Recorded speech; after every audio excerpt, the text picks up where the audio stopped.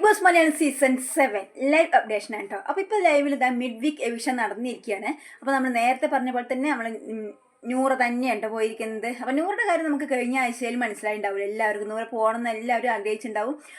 നൂറ് നമ്മൾ അനുമോളോട് എല്ലാം റീ എൻട്രി ചെയ്ത ശേഷം മത്സരാർത്ഥികളും നൂറയും അതിനെ കൂടി ചെയ്തത് അനുമോളോട് ചെയ്തത് നമ്മൾ കണ്ടിട്ടുണ്ടാവുമല്ലോ.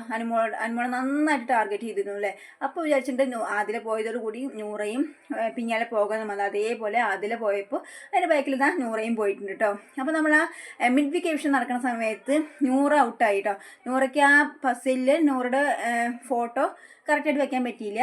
അപ്പോൾ നമ്മൾ നൂറ് ഔട്ടായ സമയത്ത് നെവിൻ്റെ ഇത് കാണേണ്ടതായിരുന്നു കേട്ടോ. നെവിൻ ആ സന്തോഷം കൊണ്ട് ആ പ്രോപ്പർട്ടിയിൽ വെച്ച് തല വെച്ച് കരയണമൊക്കെ ഉണ്ട് കേട്ടോ.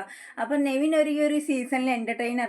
നെവിൻ എന്തായാലും ടോപ്പ് 5 എത്തേണ്ട ഒരു കണ്ടസ്റ്റൻറ്റ് തന്നെയാണ്. പക്ഷെ നെവിൻ നെവിനൊരു കോമാളിത്തരം കാരണം കുറച്ചൊക്കെ അവിടെ ഒരു ഇത് വന്നു. അവന് മണി വീക്കിൽ പങ്കെടുക്കാൻ പറ്റിയില്ല. അങ്ങനെ കുറച്ച് ഒരു ഇത് വന്നിരുന്നു കേട്ടോ. എന്നാലും പിന്നീട് അതിന് ശേഷം നെവിൻ നല്ല കുട്ടിയായിട്ട് അവിടെ നിന്നിരുന്നു കേട്ടോ.